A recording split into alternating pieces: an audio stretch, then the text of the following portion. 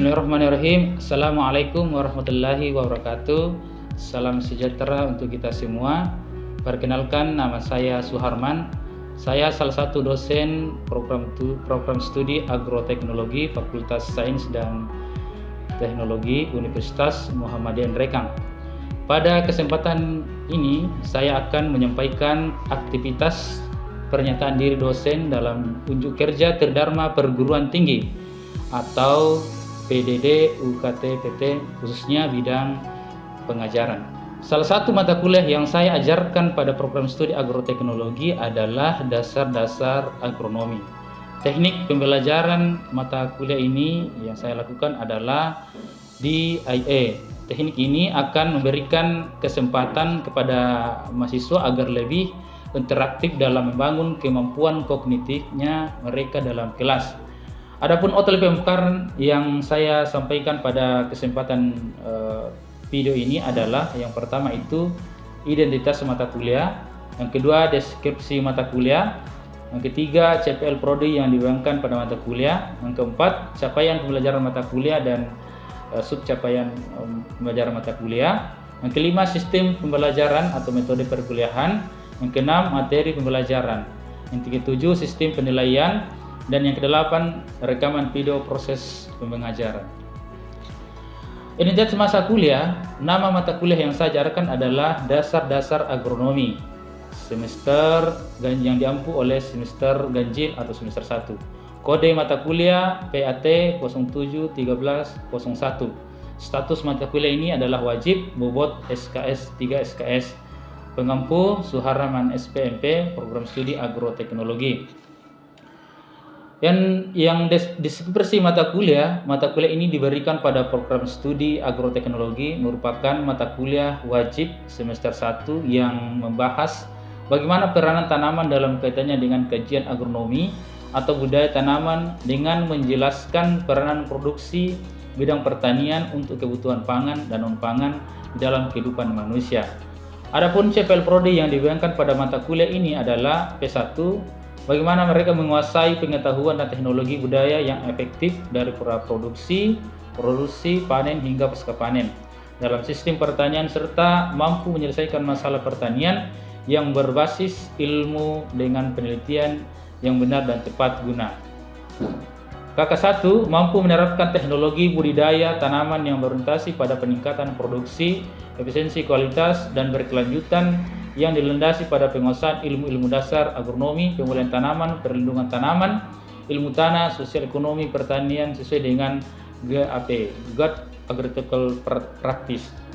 KU1 mampu menerapkan pemikiran logis, kritis, sistematis, dan inovatif dalam konteks pengembangan atau implementasi ilmu pengetahuan dan teknologi yang memperhatikan dan menerapkan nilai humaniora yang sesuai dengan bidang keahliannya. KU7 mampu bertanggung jawab atas pencapaian hasil kerja kelompok dan melakukan supervisi dan evaluasi terhadap penyelesaian pekerjaan yang ditugaskan kepada pekerja yang berada di bawah tanggung jawabnya.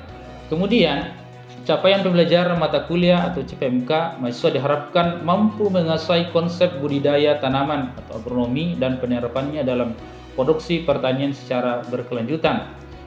Kemudian sub CPMK-nya adalah mahasiswa dapat menjelaskan lingkup agronomi, mahasiswa dapat membedakan perbedaan tumbuhan dan tanaman pertanian, mahasiswa dapat menjelaskan antara tanaman pangan dan tanaman non-pangan serta kebutuhan pangan nasional, mahasiswa dapat menjelaskan peran dan energi dan kaitannya dengan produksi pertanian, mahasiswa mampu membandingkan fungsi-fungsi morfologi tanaman dan kaitannya dengan budaya tanaman, mahasiswa dapat menjelaskan batasan produksi dan perkembangan serta mengikutkan dengan budaya tanaman. Mahasiswa dapat menjelaskan perbedaan perbanyakan generatif dan propagatif tanaman serta memberikan contohnya masing-masing. Mahasiswa dapat mengurutkan sistematis teknik budaya tanaman. Selanjutnya sistem metode pembelajaran yang saya gunakan pada mata kuliah ini adalah blended learning yang sinkron yaitu tatap muka dan asinkron itu melalui LMS Umaspul dengan video pembelajaran dan materi-materi yang saya berikan. Kemudian materi yang saya sampaikan pada mata kuliah ini adalah yang pertama dasar dan ruang lingkup agronomi, yang kedua membedakan tumbuhan tanaman dan tanaman pertanian, tanaman pangan, energi kaitannya dengan produksi pertanian, fungsi morfologi kaitannya dengan budaya tanaman, dinamika pertumbuhan, perkembangan, perbanyakan, generatif dan vegetasi tanaman, sistematika budaya tanaman yang berkelanjutan. Kemudian pada sistem penilaian mata kuliah ini yang saya berikan kepada mahasiswa adalah ada penilaian tugas, bobotnya 20%, kehadiran dan keaktifan 15%, ujian midtest 20%, sosial, sikap, kekayaan dan penampilan komunikasi 15%, kemudian final test 30%. Totalnya 100%. Berikut ini akan saya sampaikan video pembelajaran saya untuk mata kuliah dasar-dasar agronomi sebagai berikut. Assalamualaikum. Waalaikumsalam warahmatullahi wabarakatuh. Bagaimana kabarnya hari ini? Baik. Ya. Bagaimana kehadiran kalian? Apa sudah hadir semua? Hadir. Baik. Adik sekalian, sebelum kita mulai materi kita hari ini, marilah kita bersama-sama berdoa semoga pada hari kita ini kita akan mendapatkan ilmu yang bermanfaat. Doa dimulai, doa selesai. Baik, adik sekalian, pada pertemuan ini materi yang kita bahas yaitu mengenai ruang lingkup agronomi. Ya. Kira-kira di sini ada yang bisa menjawab atau berkomentar tentang apa itu agronomi? Ya, jadi silakan. Ilmu yang mempelajari tentang pengolahan tanaman. Boleh. Oke. Jadi betul. Jadi jawabannya tidak salah. Ya. Ya. Kalau kita berbicara tentang agronomi itu tidak lepas dari pertanian. Ya. Jadi hari ini kita membahas mengenai agronomi. Jadi dari segi bahasa ini terdiri dari dua suku kata, yaitu agros dan nomos. Ya. Kita lihat ada agros yang berarti lapangan produksi. Apa itu lapangan produksi? Lapangan produksi itu bisa berupa lahan, tempat tumbuhnya tanaman. Nah, kemudian ada namanya nomos atau pengelolaan. Di pengelolaan ini artinya ada pengelolaan yang terencana yang dilakukan oleh subjek agronomi atau orang yang melakukan pengelolaan agronomi. Jadi disampaikan tadi Devi bahwa ilmu yang mempelajari tentang pengelolaan tanaman. Ini bisa dikatakan bahwa agronomi itu adalah ilmu yang mempelajari tentang cara pengelolaan tanaman pertanian dan lingkungannya untuk memperoleh produksi maksimum dan lestari dan berkelanjutan. Jadi kita mengelola tanaman itu dan tanamannya beserta lingkungannya untuk mendapatkan produksi yang maksimal. Kata kuncinya di sini ada produksi maksimal dan berkelanjutan. Kemudian di Sumatera juga mengatakan bahwa agronomi itu adalah suatu ilmu yang mempelajari aspek biofisik, ya, yang berkaitan dengan usaha penyempurnaan budaya tanaman untuk memperoleh produksi fisik secara maksimal. Ya, jadi kita akan mendapatkan produksi maksimal ketika kita melakukan agronomi. Kemudian, ya, menurut Setia Harjadi juga dikatakan bahwa agronomi itu adalah suatu pengelolaan tanaman, pertanian dan lingkungannya untuk memperoleh maksimal. Ya, jadi ada capaian yang kita harus capai, ya, ada produksi maksimal dan berkelanjutan. Nah, seperti itu. Kemudian saya sampaikan juga di sini bahwa kalau berbicara tentang agronomi, dulu agronomi ini ya, itu adalah ilmu hasil dari tercapaiannya budaya orang. Jadi pada masa lampau dikatakan bahwa agronomi dulu, ya, ilmu agronomi ini itu dikenal setelah adanya bertambahnya kehidupan jumlah manusia.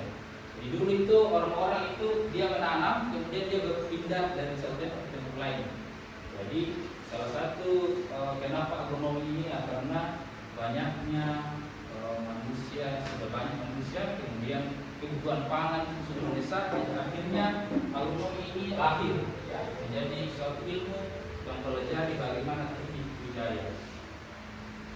Oke, kita lanjut.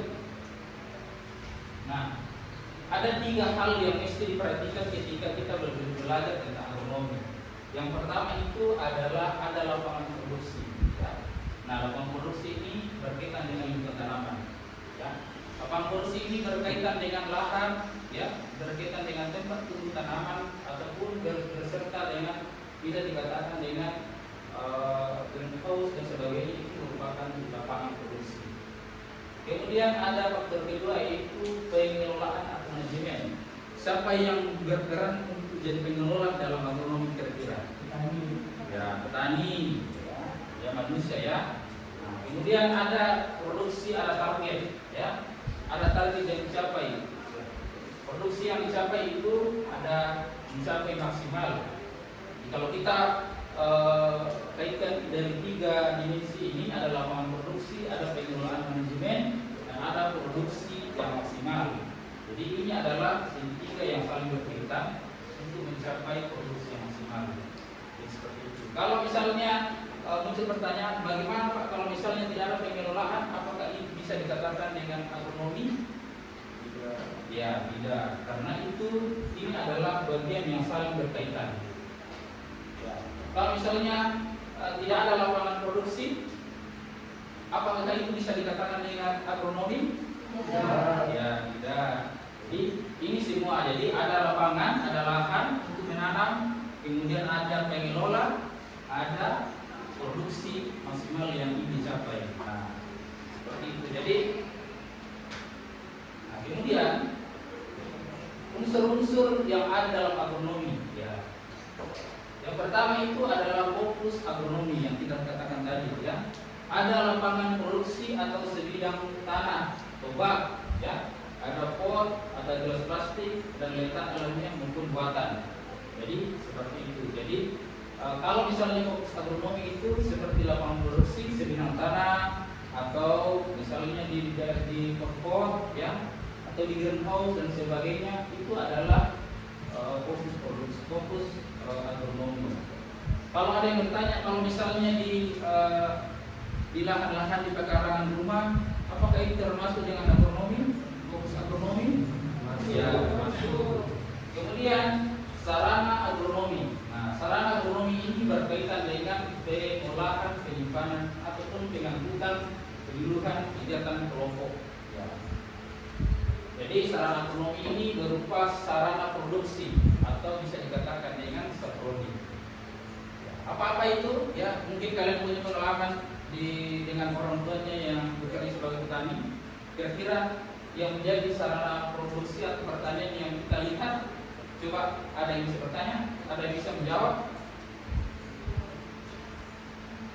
Kalau traktor itu apakah bisa dikatakan sebagai sarana produksi? Masuk. Nah, kalau campur?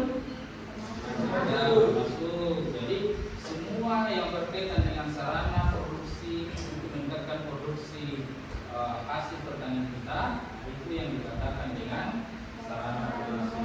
Apalagi unsur-unsur yang dipelajari yang disebut dalam aspek unsur agronomi ini adalah ada sasaran, ya. Kalau kita mau saya kasih contoh misalnya, kalau kita mau menanam, apa yang kita mau dapatkan? Hasil, ya betul. Jadi sasaran agronomi itu berupa maksimalnya produksi. Nah, apa yang dipanen itu berupa buah, ya, ada biji, ada getah. Kalau yang dipanen buahnya seperti apa? Tanaman apa? Kopi, ya, rambutan, ya, sebagainya. Nah, itu adalah bagian-bagian. Kalau kita pilih-pilih juga ada namanya tanaman perkebunan, ya, seperti cengkeh, coklat, lada dan sebagainya. Tanaman pangan, apanya yang dipetik, ada apa yang dipanen? Misalnya tanam pangan berupa padi, ya, apalagi gandum, jagung dan sebagainya. Kalau yang dipanen dari getahnya, kira-kira apa? Karet, ada pinus dan sebagainya. Nah, itu yang dimaksud dengan sasaran produksi. Ada bertanya, Pak Sri?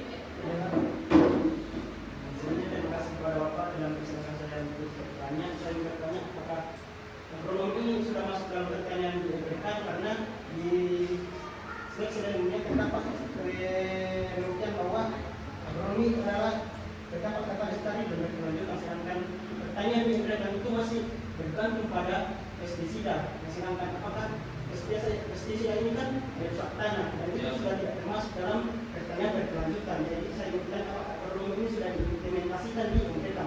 Ya, terima kasih. Jadi pertanyaannya bagus sekali, ya. Jadi pertanyaannya Mas Sri bahwa apakah kalau diberikan kita lihat ini itu bisa dikatakan sebagai lestari atau berkelanjutan. Sedangkan pada realitas yang terjadi sekarang banyak petani yang menggunakan pestisida, ya kimia, ya anorganik. Nah itu sangat merusak lingkungannya. Ya jawabannya adalah itu sudah dilakukan, ya. Namun dari tujuan agronomi bahwa dia akan mencapai berkelanjutan, itu bisa dikatakan bahwa itu sangat sudah menyalahi, ya. Jadi ke depan tantangan kita adalah bagaimana kita mengupayakan ke depan kita bagaimana bisa mengedukasikan, mensosialisasikan ke masyarakat bahwa penggunaan pupuk anorganik itu bisa diminimalisir, ya. Tidak terus dilakukan secara menerus karena itu bisa merusak kondisi tanah. Pertanian bawang merah ini mereka itu sangat booming sekali, dan bahkan itu menurut saya bahwa pertanian sekarang itu di mereka itu bisa dikatakan dia sudah terkikis karena banyak menggunakan bisa merusak tanah. Karena penggunaan pupuk kimia itu menurut beberapa hasil riset penelitian itu di bawah ambang batas, ya. Bahkan kemarin kami ke lokasi beberapa desa di Endrekang, di Akhir Raja itu sangat berdampak sekali. Kami ambil sampel tanah itu sangat keras sekali. Itu menunjukkan bahwa ini penggunaan kimia yang terus menerus sehingga menyebabkan tanah itu sekeras itu bentuk fisik dari tanah. Jadi ke depan bagaimana kita sebagai mahasiswa, ya sebagai dosen itu harus mengedukasikan para petani untuk selalu menggunakan pupuk organik. Nah salah satunya yang bisa dilakukan, ya. Jadi seperti itu, Mas Rian. Nah, oke. Jadi seperti itu. Kemudian kita lanjut unsur-unsur agronomi, ya. Subjek agronomi itu yang pertama, yang kalau kita berbicara tentang subjek berarti pelakunya, ya, orang yang melakukan. Nah, pelaku agronomi itu antara lain adalah petani, ya, penyuluh, ya, kemudian ada namanya peneliti. Bahkan mahasiswa juga itu bisa dikatakan sebagai subjek agronomi. Kemudian subjek agronomi ini juga ada yang ada misalnya agronomis, ya, orang yang ahli di bidang budidaya tanaman, ya. Kalau misalnya kalian nanti bekerja di perusahaan apa yang misalnya bis dan sebagainya, nah itu bisa dikatakan agronomis. Oke, sekarang objek agronomi, ya. Sebagian besar ada namanya tanaman, ya. Sebagian besar dari tanaman ada namanya juga ternak dan ikan dan lain. Jadi itu adalah bagian dari objek agronomi. Kemudian bisa kita katakan sebidang tanah, seluruh tanaman perkebunan, ya, tanaman padi, itu semua adalah objek agronomi. Kemudian kita lanjut. Nah, ya, tindakan agronomi, ya. Apa itu tindakan agronomi? Adalah satu tindakan yang dilakukan, ya. Bagaimana kemudian kita mengelola lingkungan tertentu, melihara tanaman dan juga memanfaatkan segala macam teknologi untuk mencapai produksi yang maksimal. Jadi tadi dari awal saya sampaikan bahwa kalau dia tidak memelihara, tidak ada tindakan agronomi, tidak memelihara, tidak ada pengelolaan, maka itu tidak dikatakan sebagai tindakan agronomi. Nah, ada 3 kata kunci di sini, ya. Jadi ada lapangan produksi. Lapangan produksi tadi apa? Lahan. Ya. Kemudian ada pengelolaan. Pengelolaan ini terencana, jadi mulai dari persiapan benih, ya, penanaman sampai pada pasca panen. Ya, itu ada terencana. Kita kalau tidak ada airnya dilakukan penyiraman. Itu yang dimaksud. Kemudian ada penerapan teknologi, ya, ada serapan teknologi. Teknologi ini berupa alat dan mesin ataupun varietas yang unggul yang kita gunakan. Nah, kemudian ada minat produksi yang maksimal. Jadi untuk mendapatkan produksi yang maksimal itu juga ditandai dengan tindakan agronomi. Oke, nah ini tindakan agronomi itu bagaimana mengelola pertanian yang sederhana sampai dan tingkat maju. Jadi ada pendekatan yang maju, ya. Kemudian kalau kita lihat pertanian purba belum merupakan tindakan agronomi karena belum adanya manusia untuk mengolah tanahnya, mengolah tanah tanpa melihara dan tanpa usaha mencapai produksi yang maksimal. Jadi dulu, ya saya katakan tadi dari awal bahwa pada masa manusia purba dulu itu dia bertanam berpindah. Jadi dia untuk memenuhi kebutuhannya saja, ya dia berpindah. Jadi dia tanam misalnya singkong di situ di satu tempat, kemudian dia biarkan saja, tidak akan petik, ya kemudian dia tinggali. Nah itu belum dikatakan usaha tindakan agronomi. Kenapa? Karena dia tidak pelihara. Ya, jadi tindakan memelihara itu mulai dari penanaman. Kalau kurang air disiram, kalau tidak ada pupuknya diberikan pupuk, ya. Kalau banyak rumahnya dikendalikan dengan menggunakan apa dan sebagainya. Ya, seperti itu. Tindakan agronomi dimulai ketika petani sudah mulai menetap di suatu area pertanian. Jadi dulu itu manusia dia berpindah-pindah tempat. Nah, ketika dia sudah menetap di suatu daerah, misalnya di daerah Baraka, dulu sudah menetap di situ, akhirnya dia melakukan namanya tindakan agronomi. Berikutnya mereka mulai memikirkan bagaimana cara agar hasil pertanian meningkat. Nah, sudah terlihat upaya kita mengolah pertaniannya. Mulai yang sederhana, tradisional, kemudian berkembang meningkat sesuai dengan kemajuan teknik. Jadi sekarang itu agronomi itu mengikuti perkembangan teknologi. Mungkin kalian sudah pernah dengar dan lihat di YouTube, di internet, ya ada namanya smart farming. Jadi kita bisa kontrol penyiraman air itu lewat laptop dan sebagainya. Nah itu maksudnya bahwa ada teknologi yang akan menyesuaikan dengan kemajuan teknik oleh agronomi. Nah seperti itu.